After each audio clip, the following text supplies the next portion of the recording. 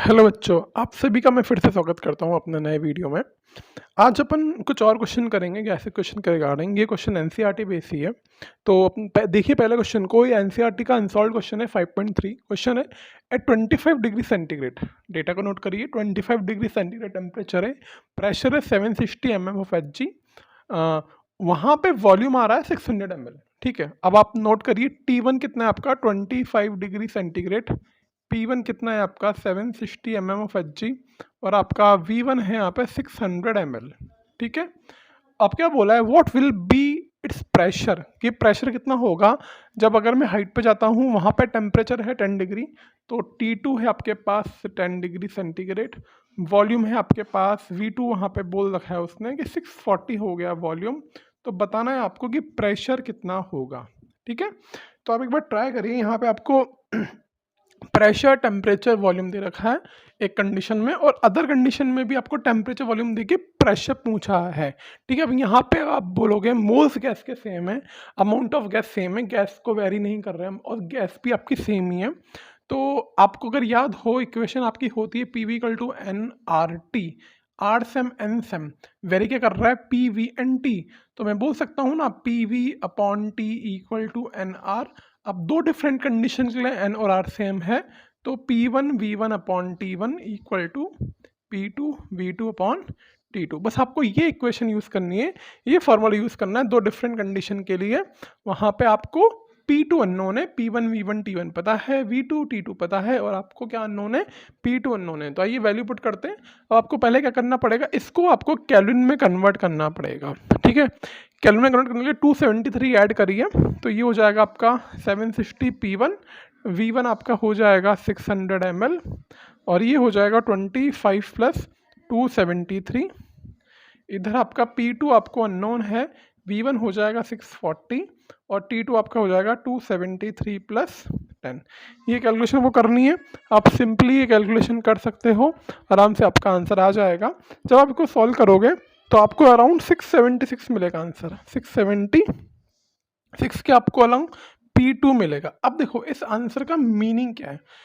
पहले प्रेशर था 760, आपको पता है वॉल्यूम बढ़ा तो प्रेशर कम होगा, यानी कि 760 से आंसर कम आएगा। और टेम्परेचर 25 से 10, यानी कि टेम्परेचर डिक्रीज हुआ तो भी प्रेशर कम होगा। तो दोनों डेटा सेटिस्फाई हो रहे। वॉल्यूम बढ़ने पे प्रेशर कम होता है क्योंकि पी कांस्टेंट होता है, और टेम्परेचर कम होने पे भी पी कम होगा, इसलिए आपका आंसर 760 से कम ही आया, और वो सही है। तो ये क्वेश्चन है एनसीईआरटी का 5.3, इसको सॉल्व करिए। अब चलते हैं अगले क्वेश्चन की तरफ। अगला क्वेश्चन देखिए। अगला क्वेश्चन आपका एनसीईआरटी का अनसॉल्व्ड एक्सरसाइज का 5.9। लास्ट वाला क्वेश्चन मैंने मिस्टेक से आपको अनसॉल्व्ड बोल दिया था, वो अनसॉल्व्ड नहीं है, वो इन टेक्स्ट क्वेश्चन का है। ठीक है, ये है अनसॉल्व्ड का 5.9। अब देखो ये क्वेश्चन डेंसिटी का है। डेंसिटी क्वेश्चन काफ़ी अच्छे होते हैं।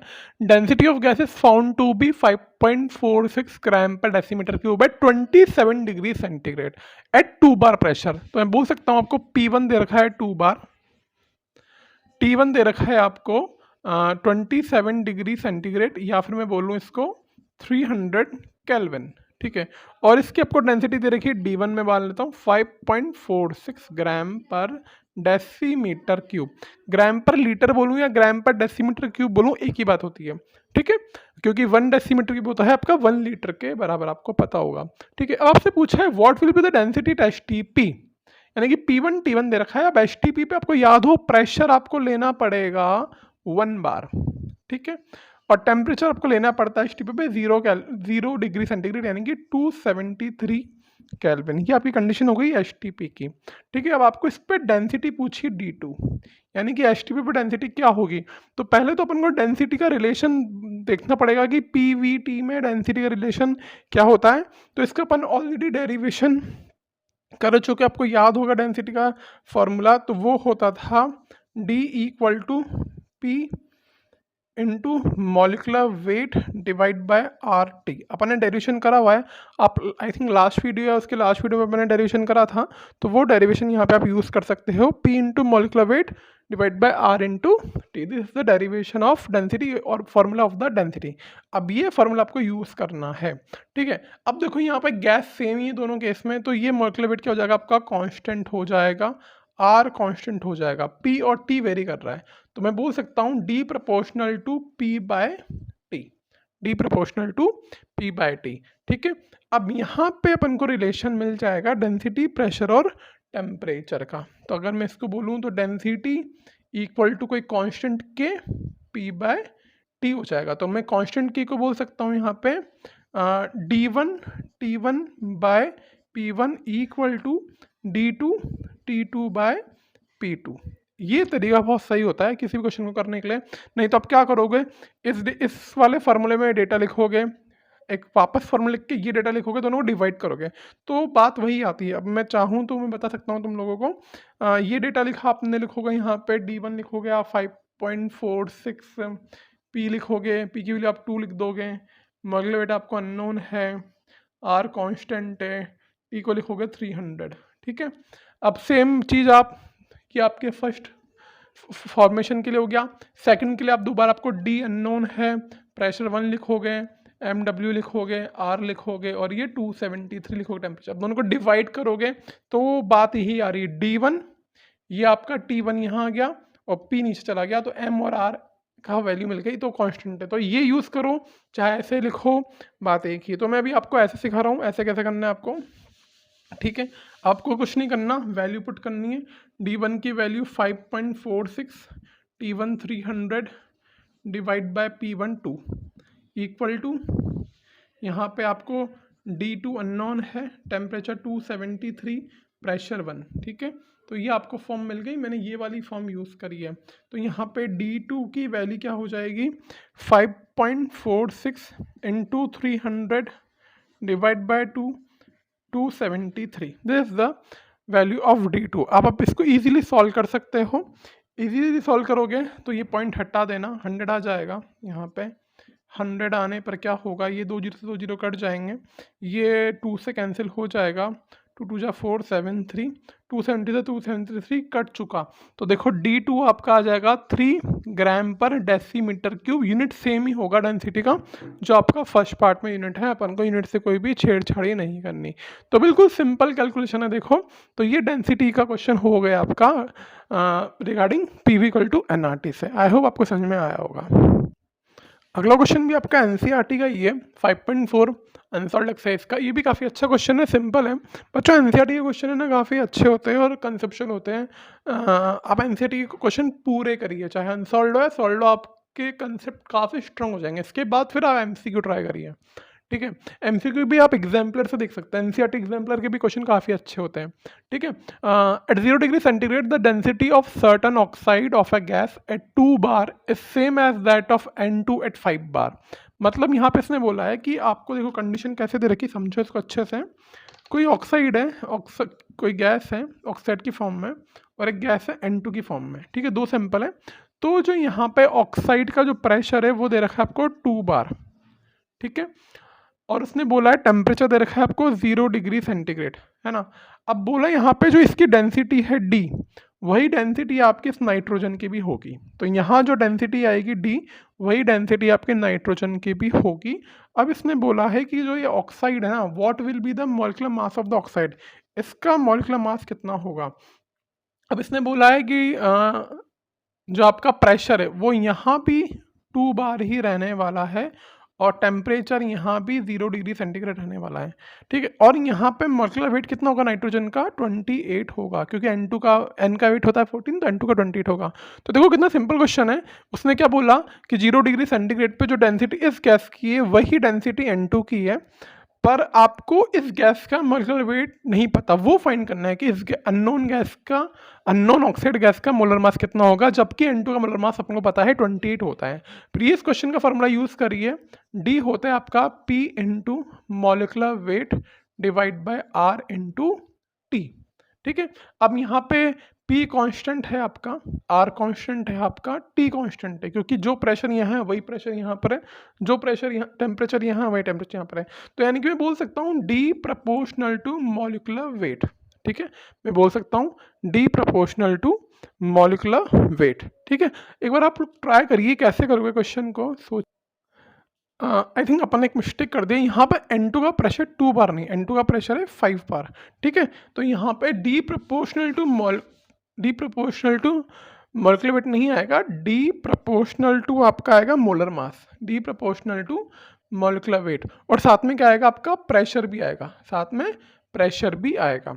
अब डी तो कांस्टेंट है दोनों तरफ, तो मैं यहाँ पे बोल सकता हूँ कि अगर डी कांस्टेंट है तो जो फर्स्ट गैस है उसका मोलर मास इंटू पी, जो आपकी सेकंड गैस है उसका मोलर मास इंटू P2, ये आपका रिलेशन बन जाएगा। देखो मैं हमेशा वही यूज़ करता हूँ। अभी मैंने कैसे बनाया, डी कांस्टेंट है यानी कि डी प्रोपोर्शनल टू ये है, डी कांस्टेंट यानी कि ये वाली वैल्यू भी हमेशा कांस्टेंट ही रहने वाली। देखो अब इसको आप चाहो तो यूज़ कर सकते हो, पहले फर्स्ट फॉर्म के लिए ये इक्वेशन लिखो, फिर दूसरी के लिए इक्वेशन लिखो, दोनों को डिवाइड करो, जो चीज़ें सेम है वो कट जाएगी।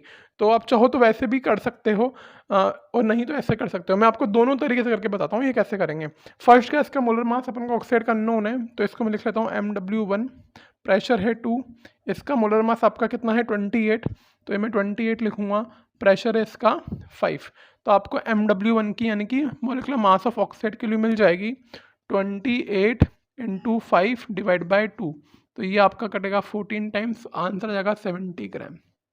तो 70 is the answer of this question. अगर तुम लोगों को ऐसे रिलेशन बनाना नहीं आता कि रिलेशन कैसे बनाएंगे, तो मैं आप इसको नोट करिए, वीडियो पॉज करके मैं आपको बताता हूँ कि रिलेशन कैसे बनाएंगे।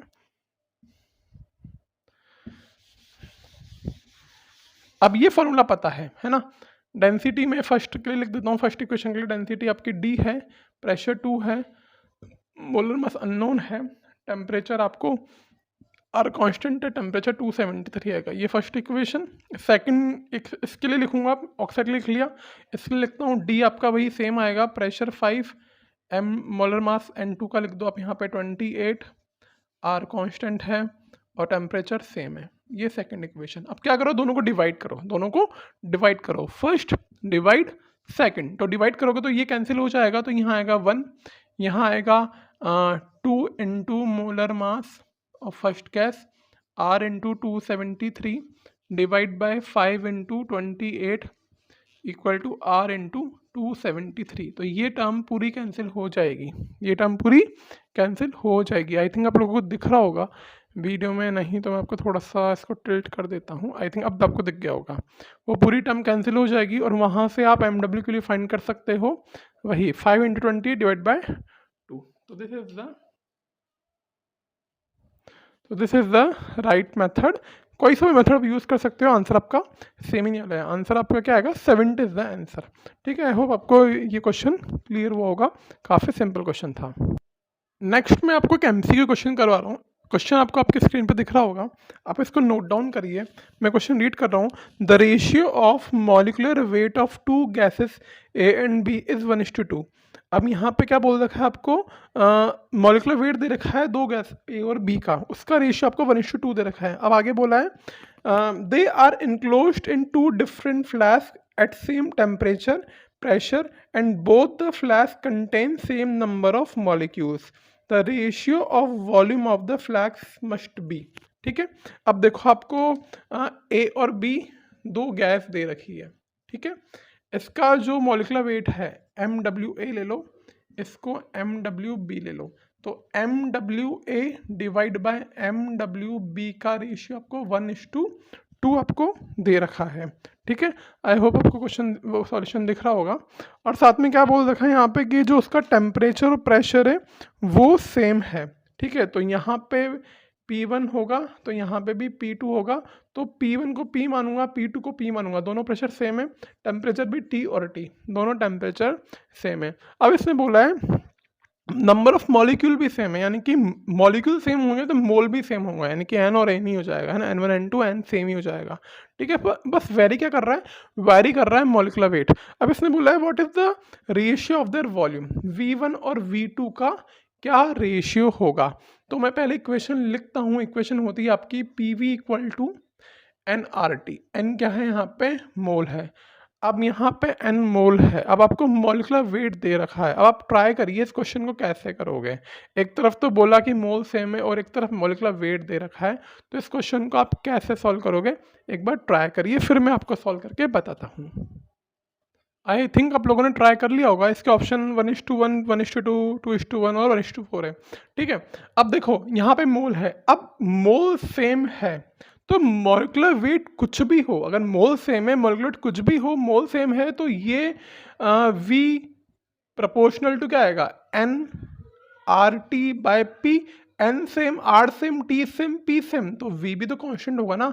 तो दोनों के इसमें V one equal to V two हो जाएगा। अब आप बोलोगे सर मॉलिक्यूलर वेट तो डिफरेंट है, बेटा मॉलिक्यूलर वेट डिफरेंट होगा तो वहाँ पे गैस ए और बी का मास भी डिफरेंट होगा। तो मोल सेम आ रहा है, मोल सेम आ रहा है, पी सेम है, आर सेम, टी सेम, तो वॉल्यूम भी सेम हो जाएगा। तो वी वन वी टू दोनों बराबर है, तो आंसर हो जाएगा इसका 1:1। 1:1 means first is the answer.